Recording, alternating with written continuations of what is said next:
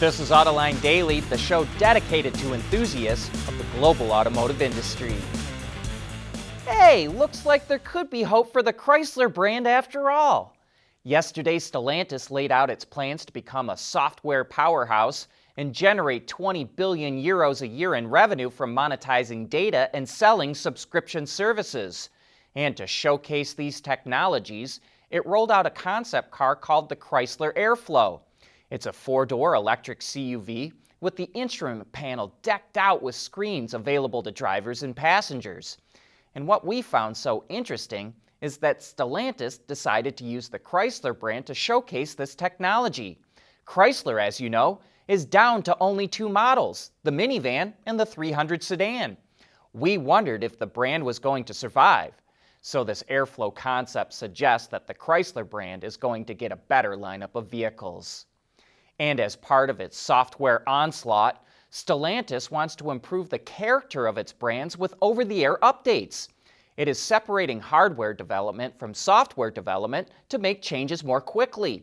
Though the company didn't reveal much, it said Dodge owners would be able to pay for performance updates that would instantly give them more horsepower. Alfa Romeo owners would get updates that enhance the sportiness of their cars, and Ram owners would get updates to increase the payload capability of their trucks. And okay, back to that Airflow for a minute, or at least the name. No doubt most of you know that the name comes from the Chrysler Airflow that was in production from 1934 to 1937.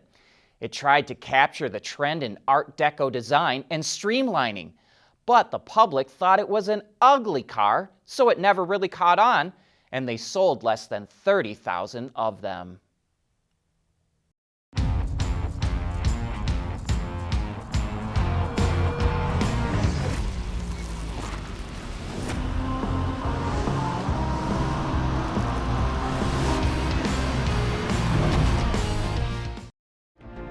Mobility is becoming electric, connected, and autonomous, just like the manufacturing world.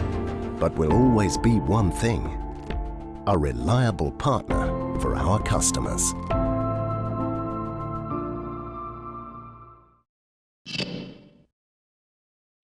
Here's another wrinkle to the chip shortage that we haven't covered much. Automakers were relying on their Tier 1 suppliers to secure chips for them. But as we know, for a number of reasons, that didn't happen. And now Stellantis CEO Carlos Tavares says it's hurting the relationship between automakers and suppliers. So automakers are bypassing their Tier 1s and going right to the source, the chip makers themselves. And they're signing long-term contracts to make sure they don't run short ever again. Yesterday, Stellantis announced a new deal with Foxconn, and today, BMW announced it's working directly with two chip makers, Innova Semiconductors and Global Foundries. As you may remember, Ford also recently signed a deal with Global Foundries. BMW says its new chip deals will help it secure several million semiconductors per year, and they're going to be used in the all-electric iX SUV, which went on sale last month. General Motors just took a big step forward with its BrightDrop electric commercial van business by opening its first dealership in California, located just outside of Los Angeles. But what's fascinating to us is that GM is not using existing Chevrolet or GMC dealerships for BrightDrop. Even though GM dealers can apply, BrightDrop will use standalone facilities and a separate franchise agreement. GM plans to deliver the first BrightDrop vans to customers this month. India is in the news again today. Hyundai announced it will launch 6 electric vehicles there by 2028, and the first will hit the market next year.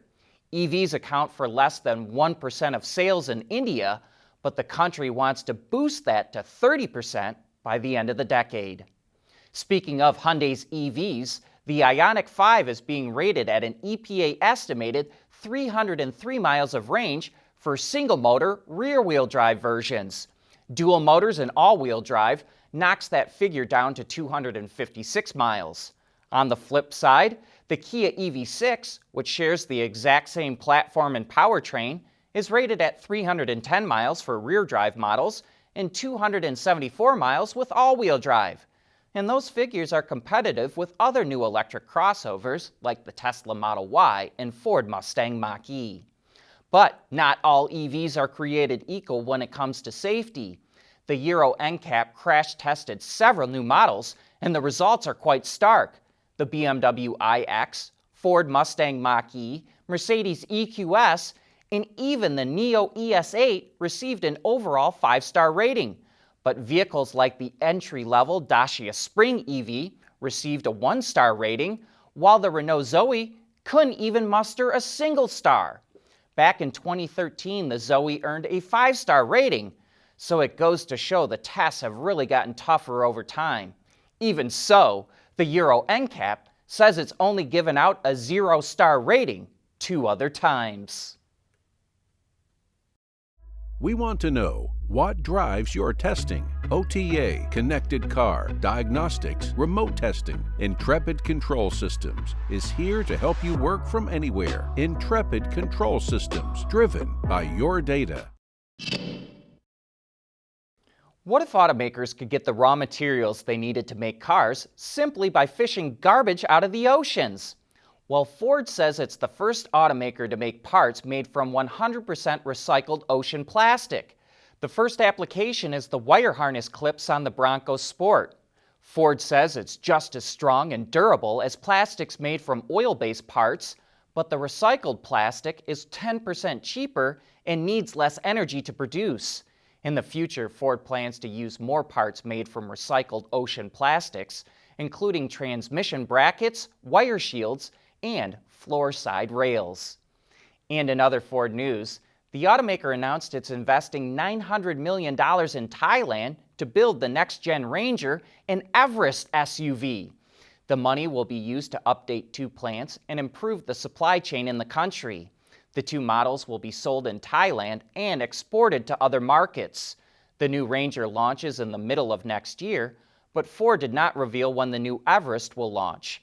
And with the popularity of the Everest in other markets, we wonder if it's possible Ford will bring it to the U.S. Let us know what you think. Sales of new energy vehicles are soaring in China. That includes BEVs, PHEVs, and hybrids. The China Passenger Car Association says NEV sales were up 121% last month compared to a year ago, and that China is on track to sell 3.3 million NEVs by the end of the year. Tesla's production in China dropped slightly from October, but it still sells more BEVs there than anyone else. Tesla made almost 53,000 Model Ys and 3s in Shanghai and exported just over 21,000 of them to other countries, mainly in Europe. Elon Musk says the U.S. government should drop all EV subsidies. In fact, he wants Congress to drop President Biden's infrastructure plan, saying the federal budget deficit is insane. But the LA Times points out that Mr. Musk received nearly $5 billion in government subsidies for Tesla, SpaceX, and Solar City. So is the attack on subsidies wise words from a business tycoon or the height of hypocrisy? Well, that's one of the top topics for Autoline After Hours tomorrow, so join John and Gary for some of the best insights into what's going on in the automotive industry. And that brings us to the end of today's show. Thanks for joining us, and we'll be right back here again tomorrow.